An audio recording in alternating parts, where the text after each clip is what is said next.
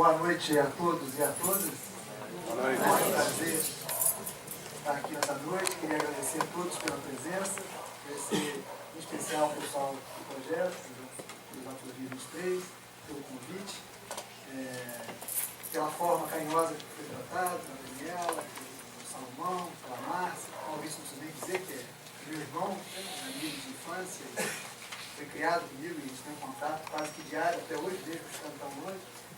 Para mim é uma enorme honra estar aqui na noite de hoje, conversar um pouco com todos, uma linguagem bem simples, bem, sobre esse problema, esse enorme problema que o país tem, que é a corrupção. A gente vive um momento extremamente delicado, né? O país vive um momento de enorme desconfiança da sociedade nas instituições democráticas, do Estado, no papel do Estado. Hoje a nossa sociedade confia muito pouco na nossa classe política. E nós vamos procurar, não estamos escutando não? Está ruim?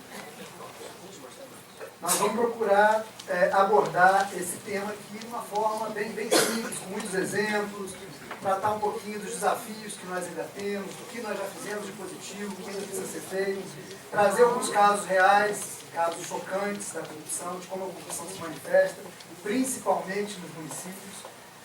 E aí nós temos que ter um cuidado muito especial com os municípios, porque eu digo o seguinte, o controlador de São Paulo. São Paulo é um município tão grande que tem 32 subprefeituras com 350 mil habitantes, dentro de São Paulo. Vocês já pensaram uma cidade que tem 32 cidades com 350 mil habitantes dentro dela? Não pode funcionar. E eu falava o seguinte, é na cidade que o cidadão vive. O cidadão não vive no Estado, não vive na União.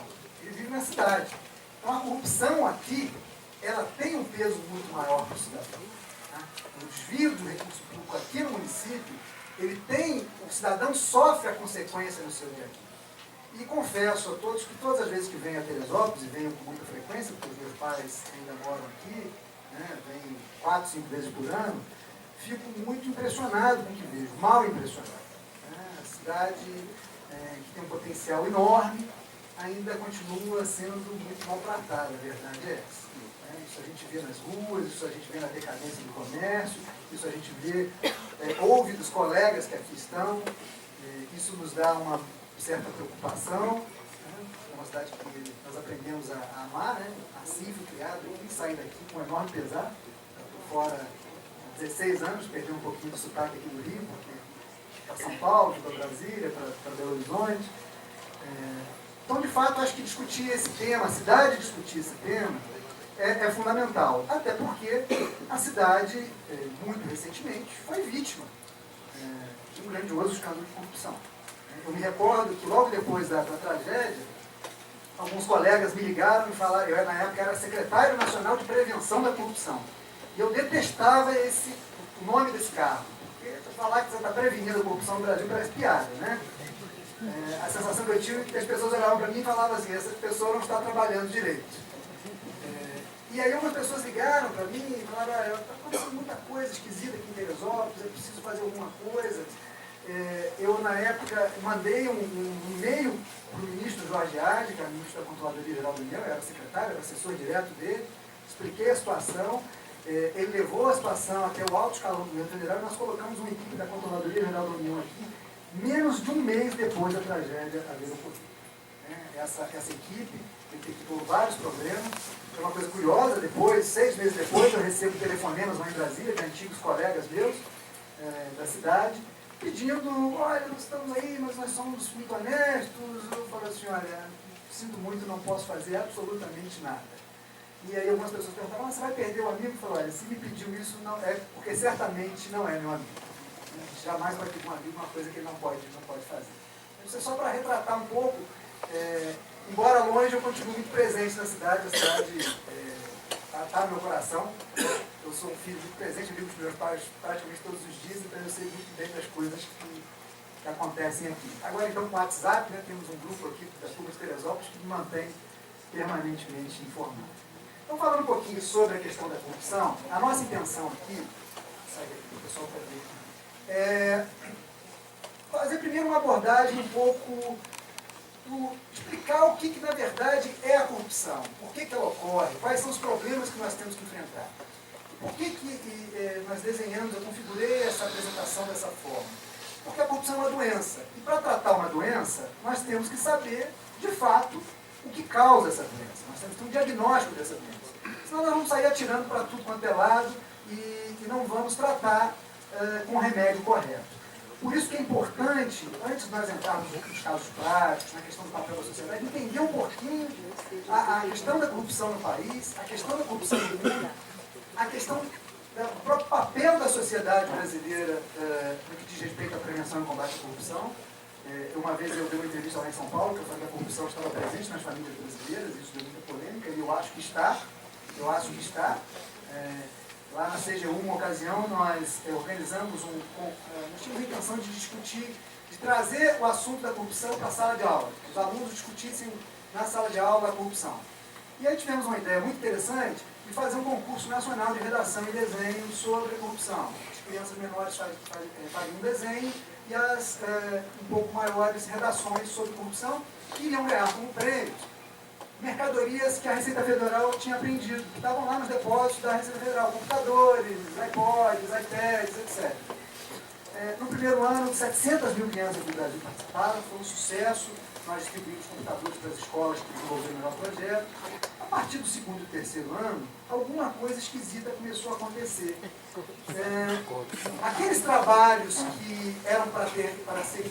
A ideia é que as crianças fizessem os trabalhos. Nós começamos a receber algumas redações que pareciam resumos de tese de doutorado. E aí começamos a suspeitar. E denúncias começaram a chegar dos próprios professores, para que eles pudessem receber computadores e esses produtos, estavam fraudando o concurso. Então, de fato, como o Salomão salientou, é fundamental uma mudança da classe política. Nós vamos falar um pouquinho sobre isso aqui. Eu acho que no Brasil está faltando um pouco de vergonha na cara, a palavra é essa. Quando todos os dias eu vejo jornais, e às vezes até ao final do jornal deito um pouquinho para poder relaxar, porque dá até depressão. O que estão fazendo no Congresso Nacional agora é uma vergonha, uma verdadeira vergonha. Então acho que está faltando um pouquinho de vergonha na cara da classe política, mas também falta uma mudança de posicionamento, de postura da nossa própria sociedade. E aí nós também vamos falar sobre isso, porque esse também é um engano, achar que a corrupção no país depende apenas da nossa questão cultural, da nossa herança cultural, da formação do nosso Estado. Isso é um erro. Vamos verificar que nos países que mais avançaram na luta contra a corrupção, o remédio foi um pouco diferente. Tá bom? Avança para mim, por favor. Vou passar aqui. Só ver se eu perguntar aqui, se eu fizer essa pergunta aqui, na sua opinião, qual seria o principal motivo para não se ter orgulho do Brasil? Certamente, alguns de vocês falariam que o principal problema do país é a desigualdade, outros iriam falar que é a violência, alguns outros a saúde, outros a educação. Essa pesquisa foi feita em 2007 e o resultado foi esse aí. Em 2007, muito antes de nós vivemos o que estamos vivendo agora. Para 41% dos brasileiros, a corrupção era o principal problema do país. As pesquisas mais recentes realizadas... Melhorou o som aí? O pessoal de trás está escutando? Está tranquilo. As pesquisas mais recentes realizadas evidenciam exatamente isso. A corrupção ela é altamente percebida pela nossa sociedade como um dos maiores problemas, se não o maior problema do país. E aí nós temos que fazer uma reflexão que é fundamental, e eu como agente do Estado, trabalho na área desde que saí de Teresópolis, saí do passei no concurso e fui trabalhar no combate à corrupção, desde que saí, 16 anos. Pude enxergar isso muito bem, e falo isso sem qualquer tipo de preferência político-partidária, até porque não sou filiado a qualquer partido político, nem posso na minha atividade, mas é preciso saber que o combate à corrupção evoluiu muito ao longo dos últimos anos. Se hoje nós estamos verificando casos como da Operação Lava Jato, como o caso da máfia dos fiscais lá de São Paulo, que nós vamos apresentar aqui, é porque os órgãos de repressão evoluíram muito no seu trabalho. É suficiente? Não. Também nós vamos ver isso aqui. Não, corrupção não leva ninguém para a cadeia nesse país. Vamos explicar o porquê. Mas a detecção dos casos de corrupção, os mecanismos para detectar a corrupção, sem dúvida, eles evoluíram muito. As instituições evoluíram muito. Por que eu falo isso? Porque senão a gente começa a comparar coisas distintas. A corrupção, ela é difícil, se não impossível de ser medida. Não há, no mundo, um indicador preciso para medir corrupção. O indicador mais usado é o da Transparência Internacional, que é uma organização internacional com sede na Alemanha, que mede a percepção à corrupção. Ou seja, ele faz uma pergunta se você acha que tem corrupção ou não. Em resumo, é isso. E, obviamente, nos países mais livres, que a corrupção era combatida, era mais noticiada. E era, portanto, mais percebida. Eu digo isso porque nós temos que tomar muito cuidado nesse momento em que as redes sociais têm um papel muito importante, de fato são fundamentais para que a sociedade tenha conhecimento de tudo que ocorre, para a gente não sair reproduzindo um monte de baboseira que rola pelas redes sociais, minha gente. Eu recebo cada coisa que dá vontade de chorar. Essa semana eu recebi um que não vai haver o confisco, vou tirar o dinheiro porque vão confiscar. Você já deve ter recebido isso pelo WhatsApp. Isso é absurdo. Tem uma emenda constitucional, através de 2001, que proíbe o confisco com medida provisória. Então não tem, mesmo que o governo quisesse fazer um confisco, ele não pode fazer. Já tem que encaminhar um projeto de lei para o Congresso, vai tramitar, as pessoas vão saber. Aí outro dia eles pensam, não, porque Dilma está querendo, volto a dizer, falo sempre de preferência política partidária, só para deixar claro, está querendo comandar a Polícia Federal. Tem um projeto de lei para que ela indique o diretor da Polícia Federal. O cara sempre indicou. A Polícia Federal é um órgão do Poder Executivo, o diretor sempre foi indicado pela Presidente da República. O projeto de lei estabelece o seguinte, que ela vai ter que indicar uma lista tríplice entre delegados da Polícia Federal. Então o projeto de lei é bom, porque ela já pode indicar qualquer um. Nós temos que tomar muito cuidado com o que a gente lê, recebe, com o que a gente lê, inclusive, nos jornais. A imprensa livre é fundamental para a democracia. Mas no Brasil, muitos dos veículos de imprensa têm uma relação totalmente dependente dos governos. O que os governos no país gastam com publicidade é uma enormidade.